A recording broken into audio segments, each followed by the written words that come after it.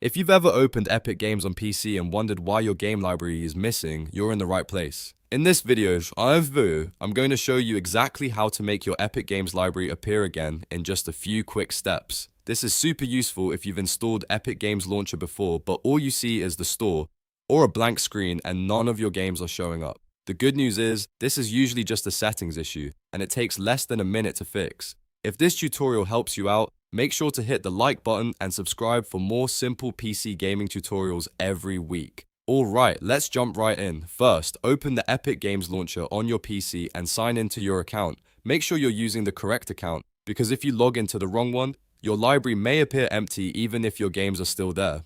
Once you're signed in, look at the top right corner of the launcher and click on your profile icon. This will open up a small menu with a few account and launcher options. From that menu, select Settings. This is where Epic Games keeps most of the launcher preferences, including the option that controls whether your library is visible or hidden. Now scroll down until you find the Preferences section. Depending on your screen size and launcher version, you may need to scroll a little farther, but keep looking until you see the setting related to your library visibility. Here, you should find the option called Hide Game Library. If this setting is turned on, that is the reason your library is not showing up.